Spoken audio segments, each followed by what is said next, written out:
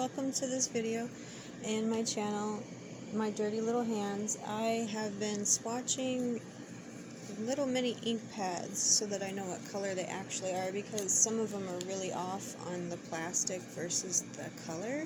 Like, to me this looks a little green, but this is more true yellow. How it stamps out is a true yellow. These 3 sets I bought on clearance. So there's Flower Petal, and it's a hybrid ink. And then this one is a dye ink, Morning Glory. And this set was Rainforest, also a hybrid ink. And I already swatched them out, so I'll show you them. This is my second time recording, so I've swatched a few out. I was planning on showing you, but the orientation was incorrect on the video because my phone tilted again. I'm working on it, but it's still a challenge. There's all those. And those are all from Hero Arts, except for the ones that say Stampin'up.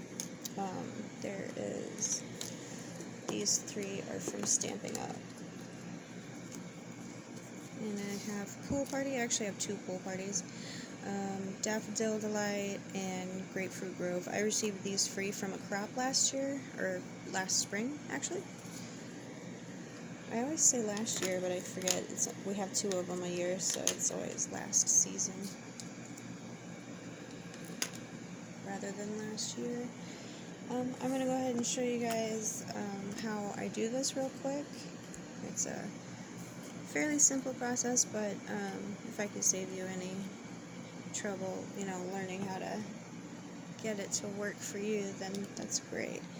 Okay, this one, I don't know the names of them because they don't have any names, and I received all these for free from my neighbor in some Happy Mail.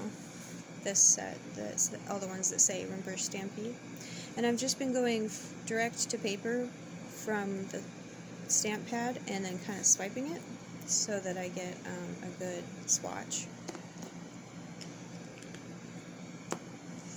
So these ones I won't be able to write the name on, but hopefully they can stay in the container. I think I'll actually put the paper underneath these. Even though it's less convenient for picking out the colors, they'll stay a little more organized, I believe. Oh, that's a red. Purplish red. Some of them are a little rough. See the pad? It's had better days.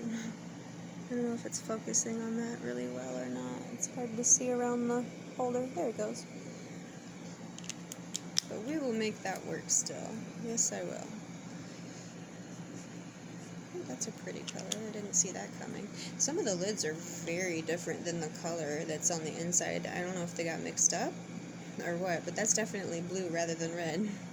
So, I don't know. I tried to match them back up as best as I could when I received them, but somehow they still are pretty off.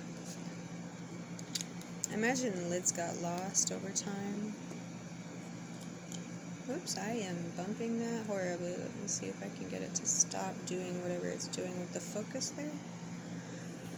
Maybe if we're going closer.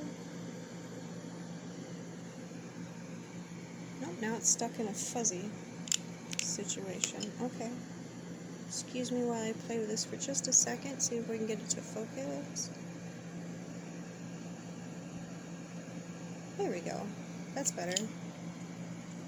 Okay. Can't even see what I'm doing over here anymore. Scoot everything up and over.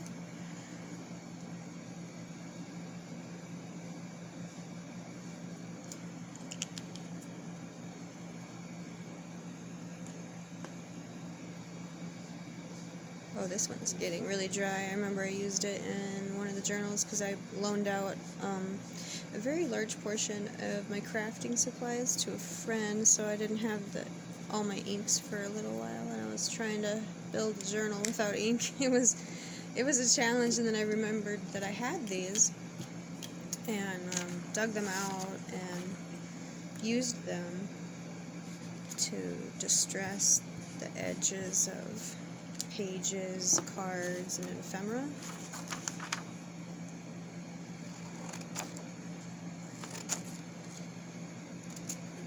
If you've never been to a crop or have never heard of a crop, I highly recommend that you check out your local area and see what is being held for crops or scrafting events. That's what we call ours, actually, is a scrafting event. Like scrapbooking and crafting. We take crafters of all kinds. We are not exclusive of anyone, I believe. Is that how you say it? I'm not sure. We try to include everyone, is what I was trying to say. So I just cut out little squares so that I can see the color and I don't have to do a swatch to pick out my colors every time. This way it's just done once, and then all I gotta do is look at the paper and decide if that's the color I want to go with or not. So swatching, it takes time to do, but I feel like it saves you so much time searching through your stash for the right color. Because, I mean, once you've picked that color and then you use it, are you going to remember the next time you go to craft exactly what color that ink pad produces or not? And for me, I'm not going to remember. I have too many little ink pads to remember exactly which color is which, especially when I have like a red lid on a blue ink pad like this one. This one's probably the least matched one. I thought I just showed you guys the blue this one produced. But that's the one that goes with that one. It's the only lid I have, so I just use it. And this is pretty much the process. I'm not super picky about the squares. They're very wonky. See, that's not a perfect square at all. But I just can't be bothered with making them perfect, I suppose. There's some things I just am not a fan of. I don't like measuring things in units. I like to fold pieces of paper and then geometrically just figure out kind of like, oh, this is half if I fold the paper in half, and that kind of stuff. Simple stuff. Keep it simple. I was told one time by an older gentleman that it's called the KISS method. Keep it simple, silly. He said something meaner, but you know, I'm gonna keep it nice. Oh, look at that. That's kind of pretty. I wonder what I could do with this. I'm gonna have to think about it and save these scraps. Maybe, there we go. I'll just cut it up into scraps and stash them in the scrap bin. The little bit of color is really cute. I'm gonna do that. Yep, it's happening. I think I'll coffee dye them before I stick them in the scrap bin though, just to get all the little bits and bobs looking vintage without having to ink them. I've been getting better at remembering to coffee dye scraps before I put them in the scrap bin. It makes it a world of difference. It's just that much easier when I'm picking them out to glue onto a book page for collage. And when there's tiny pieces, it really helps to spray. I just get a pan, like a baking dish, and then I line them up about like this, kind of spread them out, not real perfect, and then spray them with coffee that I have in a spray bottle in my fridge. I leave it in my fridge because if you leave coffee sitting out, it will mold.